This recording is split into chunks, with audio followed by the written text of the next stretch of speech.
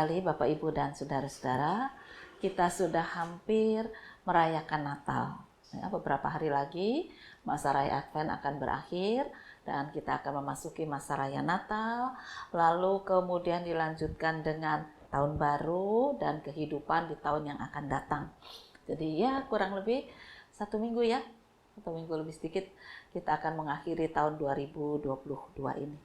Lalu bagaimana kita menyambut Natal, bagaimana kita menyambut tahun yang akan datang?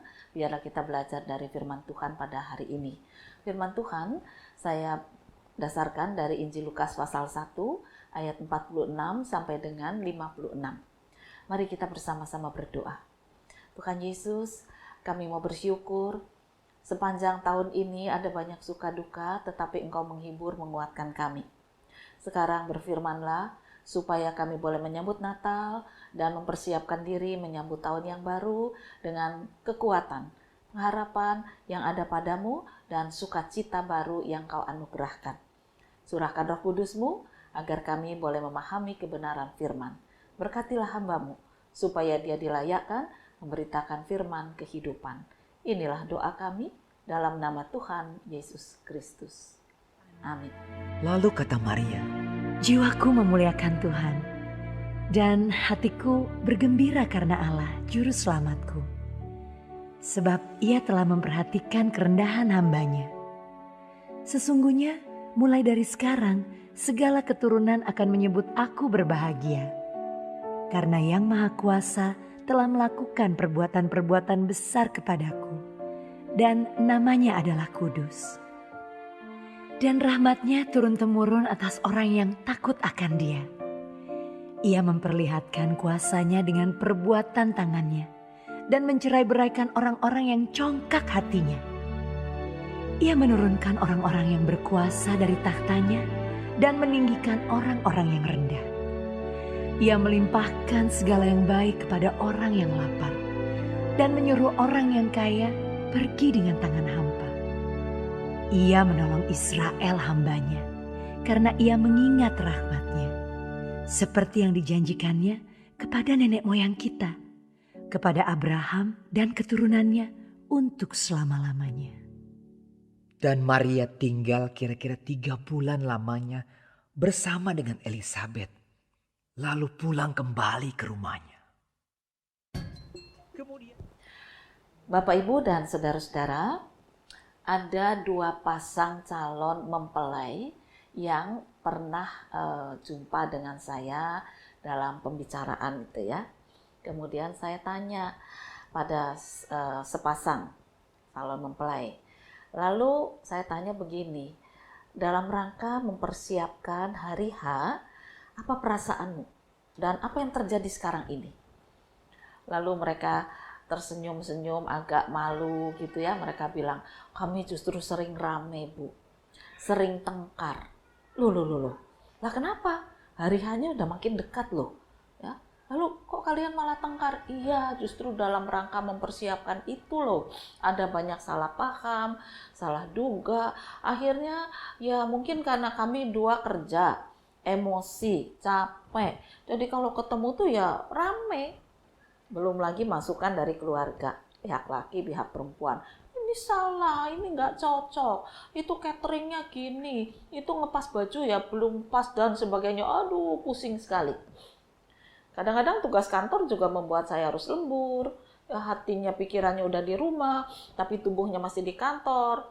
Ya, kadang-kadang saya juga dimarahin ya, sama atasan saya. Lalu sampai rumah jadinya saya ngamuk sama pasangan saya ini, ya, pasangan yang belum dinikahi lagi. Nah, jadi ada salah paham, ada beda pendapat dalam rangka mempersiapkan hari H, menjadikan mereka banyak bertengkar.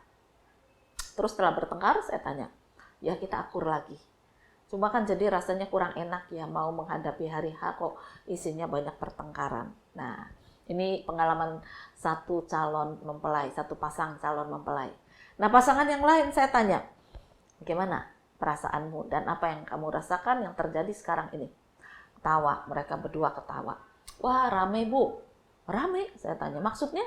Ya, ada terjadi masalah-masalah, salah paham. Kami dua kerja juga, kadang pulang kerja udah capek, lalu lihat daftar undangan belum selesai, rasanya jengkel. Tapi kami upayakan untuk selesaikan dengan sukacita. Jadi tidak tengkar. Udah, kita dua nggak pernah tengkar. Kita ketawa-ketawa, Bu. Malah kadang-kadang sudah ada nama yang kita siapkan, di bawah ada lagi. Ya, lalu kita ketawa. Aduh, kita nih bodoh banget ya, udah mau nikah, tapi nulis gini aja kok nggak bisa. Terus kita bandingkan, kok di kerjaan kita untungnya nggak gini ya, nggak bodoh ya. Mereka tertawa, gembira. Lalu orang tuamu bagaimana? Pihak lain bagaimana? Saya tanya. Mereka juga dukung. Mereka dukung. Kalau ada kesalahan atau salah paham, mereka dulu yang mengatakan gini, wah ya itu sih gampang. Biasa salah paham kayak gitu, nggak usah itu dibesarkan. Ya, gini loh, kami usul. Coba pikirkan lagi kalian berdua. Nah, jadi kami nggak sempat tengkar. Orang tua juga dukung dengan gembira dan sukacita. Nah, di situ saya melihat ya, ada dua calon pengantin yang sama-sama mempersiapkan hari H. Tetapi yang satu dipenuhi dengan pertengkaran, yang satu dipenuhi dengan sukacita. Contoh inilah yang mau mengingatkan kita ini sedang mempersiapkan diri menyambut mempelai Tuhan Yesus Kristus. Bagaimana cara kita mempersiapkan? Penuh dengan keributan, penuh dengan kemarahan, dengan kekecewaan, salah paham, atau dengan sukacita? Apa nggak ada masalah? Ada. Ya, calon mempelai tadi juga mengatakan, masalah ada, tapi kami upayakan selesaikan dengan sukacita. Kenapa? Karena dasar mereka kami akan menghadapi hari sukacita. Hari H. Tidak boleh di antara kami ini ada yang jengkel. Karena kita mau memasuki hari H dengan damai, dengan sukacita. Wah, ini adalah prinsip yang baik. Yang tentunya juga bisa menjadi kekuatan kita menyambut Tuhan Yesus Kristus. Seperti yang dinyatakan oleh firman Tuhan. Nyanyian pujian Maria. Maria itu nggak punya masalah. Masalahnya banyak, besar. Ya. Dan mungkin tidak ada seorang pun yang punya pergumulan seperti Ibu Maria. Dia bingung, belum pernah ada wanita yang tidak berhubungan dengan laki-laki tahu-tahu hamil gitu ya. Itu juga membuat dia punya perasaan sesuatu. Ya ada sukacita, tapi juga ada rasa tertekan, namun sukacitanya lebih besar. Oleh karena itulah dinyatakan dalam nyanyian pujian Maria. Lalu kata Maria, jiwaku memuliakan Tuhan, dan hatiku bergembira karena Allah juru selamatku, sebab ia telah memperhatikan kerendahan hambanya. Sesungguhnya mulai dari sekarang, segala keturunan akan menyebut aku berbahagia. Karena yang Maha Kuasa telah melakukan perbuatan-perbuatan besar kepadaku, dan namanya adalah kudus. Rahmatnya turun-temurun atas orang yang takut akan Dia. Ini menarik. Karena apa?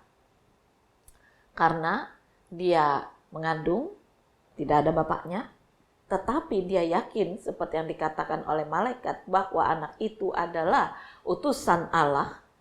Maka penderitaannya, beban beratnya, kesusahannya itu dia kesampingkan. Lalu dia kedepankan sukacitanya, bahkan bukan sukacita pribadi saja. Memang dia katakan dia akan menjadi orang yang dikenal, gitu ya, orang yang dikenal, walaupun dikenalnya mula-mula melalui kecaman, tetapi setelah melahirkan, lalu bayi itu menjadi besar dan bisa berhikmat, ya, ada banyak orang memuji dia. Wah, betul anakmu itu luar biasa. Betul anakmu itu luar biasa. Banyak sekali orang yang memuji. Jadi dia merasa dipulihkan. Dulu dia dicemooh sebagai perempuan yang hamil di luar nikah, tapi kemudian dipuji karena anaknya adalah tidak biasa. Melainkan anak ini luar biasa. Ya. Itu yang pertama, dia merasa dipulihkan. Lalu sukacita yang kedua, bahwa ada banyak orang akan merasakan karya besar dari anaknya. Sesungguhnya mulai dari sekarang segala keturunan akan menyebut aku bahagia, gitu ya. Karena yang Maha Kuasa telah melakukan perbuatan besar kepadaku dan rahmatnya turun-temurun atas orang yang takut akan Dia. Jadi rahmat yang dia dapatkan sebagai seorang ibu kelak akan dibagikan sukacitanya kepada orang banyak melalui anaknya, yaitu Yesus.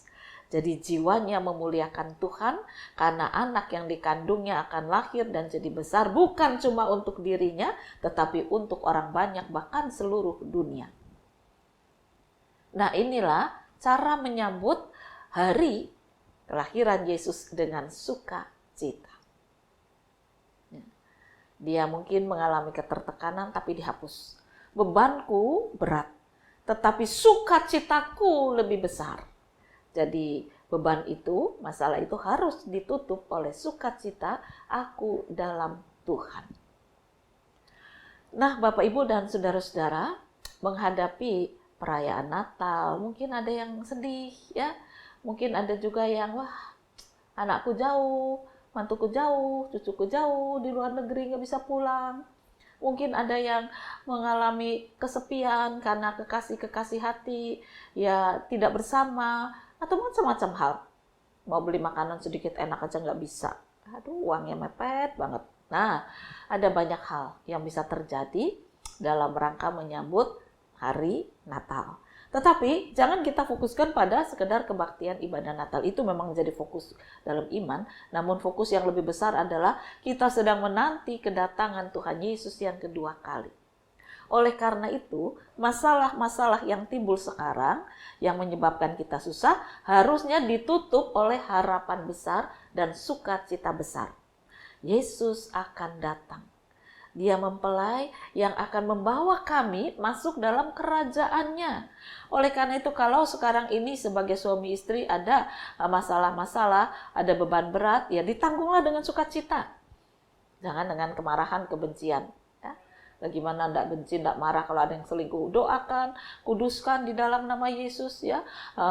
Tetap percaya bahwa Tuhan akan bertindak sehingga rumah tangga dirukunkan kembali. Dan itu banyak terjadi, kuasa terjadi. Ketika kita menyiapkan hati, menyiapkan diri untuk menyambut kedatangannya. Nah, tapi kalau misalnya gimana Bu? Orang itu udah susah sekali, tidak bisa diajak pulang. Ya, kita berserah. Tuhan, hati saya memang terluka sebagai seorang manusia. Tetapi dalam rangka menyambut kedatangan Engkau yang kedua kali, aku mau fokus untuk bersukacita dalam Tuhan. Karena di dalam penderitaan seperti ini, Engkau tidak meninggalkan aku. Dan itu yang akan membuat kita tetap berharap dengan sungguh di dalam kasih Tuhan. Jiwaku akan tetap memuliakan Tuhan. Mungkin pasanganku tidak setia, tetapi Tuhanku setia. Dan itu yang lebih besar menghibur aku. Aku akan tetap berjalan. Aku akan tetap mengikut Engkau. Aku akan tetap belajar mempercayakan diri di dalam pemeliharaanmu sampai Engkau datang. Nah, kalau kita selalu menyiapkan diri dengan sukacita, bukan dalam kemurungan, dalam kesedihan, apapun masalah yang sedang kita hadapi, kita akan bergembira. Jadi masalahnya itu boleh kita angkat dengan ya sedikit ringan, walaupun nggak ringan ya, tapi kalau kita yakin Tuhan bersama kita, kita akan menjalani di dalam harapan, Tuhan bisa menjemput kita dan kita dalam kondisi siap. Kita dalam kondisi sukacita. Kita dalam kondisi mempelai perempuan menyambut mempelai laki-laki.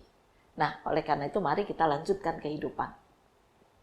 Jangan lagi di dalam ketakutan, tetapi jiwaku memuliakan Tuhan. Maka keturunan-keturunan kita juga akan memuliakan Tuhan. Biarlah roh Tuhan berkarya, menghibur, menguatkan kita, menyiapkan diri, menyambut kedatangannya. Tuhan memberkati firman-Nya. Amin. Mari sekarang kita berdoa. Tuhan Yesus, ajarkan pada kami, teguhkan iman kami, bangkitkan harapan kami, supaya kami tidak patah semangat, menyiapkan diri menyambut kedatangan-Mu yang kedua kali. Sekalipun mungkin perayaan Natal tidak bisa kami rayakan di dalam kemewahan dunia, tapi kami akan merayakan dalam kemewahan iman, dalam sukacita iman, karena kami menyiapkan hati dan diri kami di dalam iman untuk menyambut kedatangan-Mu yang kedua kali. Dan dengan demikian, pada saatnya ketika kami dijemput, kami siap untuk ikut Engkau masuk dalam kerajaan mulia. Tuntunlah langkah hidup kami, teguhkan iman kami. Inilah doa kami dalam nama Tuhan Yesus Kristus. Amin. Kabar yang baik, nyanyikanlah. Yesus Kristus datang dalam dunia. Suara yang nyaring pun bergema. Siapkan segera